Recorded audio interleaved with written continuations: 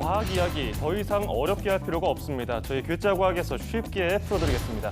자, 오늘도 과학과 사람들의 원종우 대표와 함께하겠습니다. 어서 오세요. 안녕하세요. 대표님, 요즘에 그 미국 드라마 중에서 유행하는 게 있습니다. 혹시 알고 계십니까? 왕좌의 게임. 어떻게 바로 아세요? 맞춘 난리 것처럼. 났더라고요, 요즘. 네. 왕좌의 게임. 안 그래도 요즘에 그 미국 드라마가 인기고 전 세계적으로 인기를 끌고 있는데 네. 칠왕좌, 그 칼이 잔뜩 꽂힌 왕좌를 놓고서 영주들이 내가 왕이로소이다 하면서 이렇게 대결을 펼치는 드라마인데 네. 과학계에도 그런데 이 왕좌의 게임처럼 치열한 전쟁이 있었다면서요?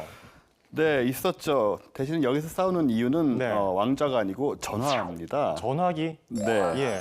전화기의 발명자라는 타이틀이죠. 아하. 전화기의 최초의 발명자가 누구냐? 그 타이틀을 넣고 정말 많은 사람들이 전쟁을 벌였습니다. 아니 그런데 지금 좀 의아한 것이 전화기 최초의 발명자 하면은 벨 아니겠습니까? 그렇죠. 굉장히 유명한데요.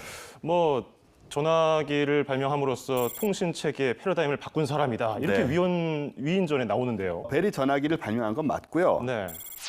또 그게 오랫동안 아주 상식이었죠. 근데 그 과정을 보면 이렇습니다. 1876년에 벨이 옆방의 조수에게 최초의 전화기로 왓슨 이리 좀 와보게 나 좀 보라고 뭐 이런 말을 한 게 들렸다. 굉장히 유명하죠. 네, 굉장히 유명한 얘기가 있는데 하지만 문제는 벨이 과연 전화기를 최초로 발명한 사람이냐 하는 건데요.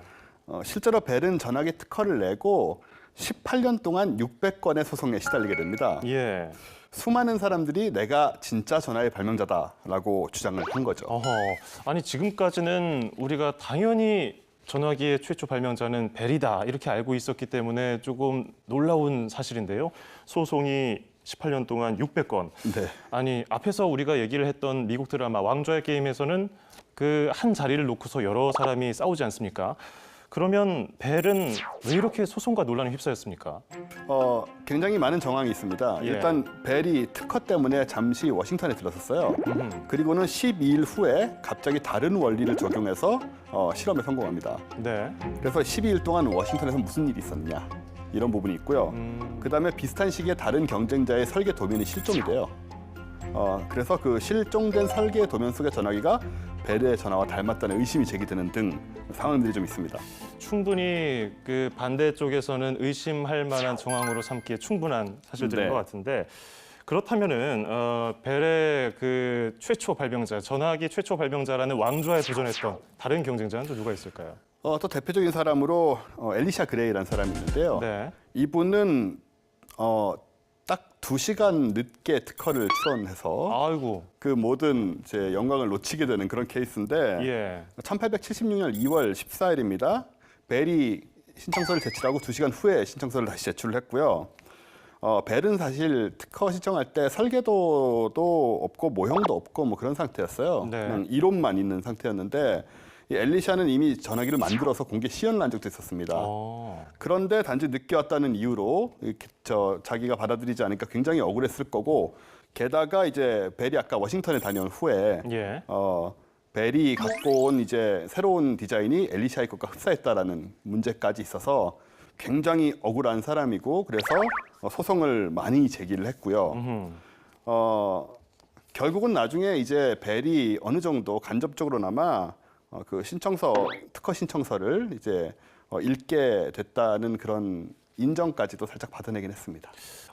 굉장히 안타까운데 근데 한두 명이 아니잖아요. 한두 명이 아닙니다. 예. 다 이런 식으로 굉장히 아까운 사람들인데요. 안토니아 무치라는 굉장히 중요한 사람입니다만은 이분은 이제 $10만 있었어도 먼저 특허 출원할 수 있었다. 아니 그게 무슨 얘기입니까? 네. $10 너무한데요. 원래 이제 아내가 예. 류마티즘으로 거의 움직이지 못해서 아내하고 통화를 하려고 이 기계를 만들었어요 스스로. 만들었는데 이분이 또 사고를 당해서 일을 하다가 좀 누워 있게 됩니다. 네. 그 와중에 부인이 이제 그 전화기를 생활고 문제 때문에 팔아버려요.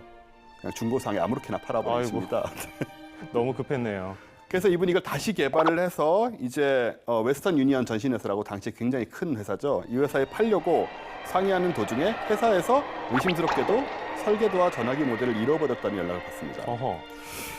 그다음에 다시 이제 특허를 내려면 $250가 필요한데 당신은 큰 돈이거든요. 예. 이런 제도가 있었어요. 임시로 특허를 낸 발명가를 위해서는 발명 특허 보류 신청이라는 걸 20달러만 내면은 되는데 예. 그걸 이제 정해진 기간 동안 우선권을 주는 거죠. 음흠. 그거를 했는데 그 다음에 기간이 만료됐어요.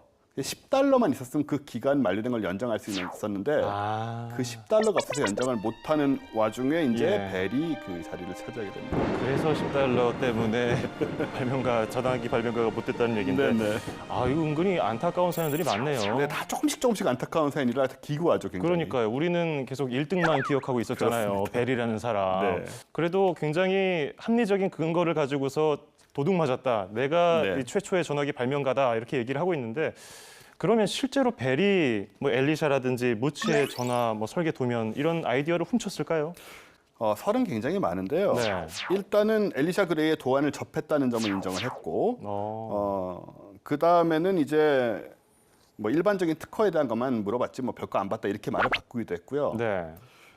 그 다음에 무치의 주장대로 그 전신회사가 잃어버렸다고 주장하는 그 설계도하고 모형을 벨이 봤다는 주장도 있고, 여러 가지 말이 있지만 아주 100%로 훔쳤다라고 확인하기는 또 어중간한 그런 상황입니다. 그렇군요. 네.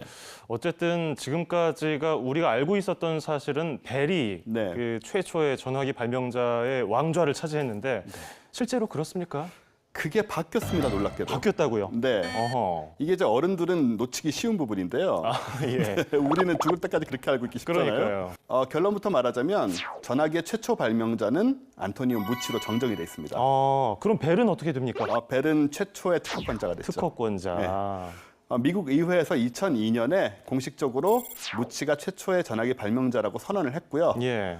벨은 이제 특허권자로 전락이 됐습니다. 그래도 무치는 한을 좀 풀었겠어요. 한은 좀 뭐 돌아가셨지만 벨이라는 사람이 특허를 가장 먼저 냈기 때문에 네. 그 당시에 그렇게 인정을 받았고요. 최초의 발명가라고요. 네.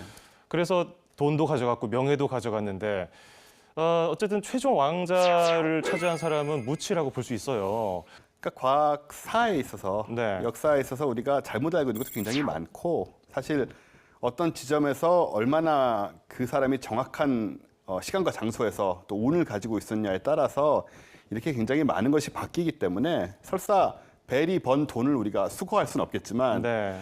역사적으로는 또 이 무치라는 사람을 인정해줘야 된다. 그래서 때로는 그 두 가지가 따로 논다는 사실. 뭐 사람 살이라는 게 그런 거 아니겠습니까? 그러니까요. 네, 오늘은 전화기를 최초로 만든 사람이 누구냐를 두고 이야기를 해봤고요. 과학과 사람들 원종호 대표와 함께했습니다. 괴짜과학은 다음 시간에 더욱 재미있는 소식으로 찾아뵙겠습니다. 고맙습니다.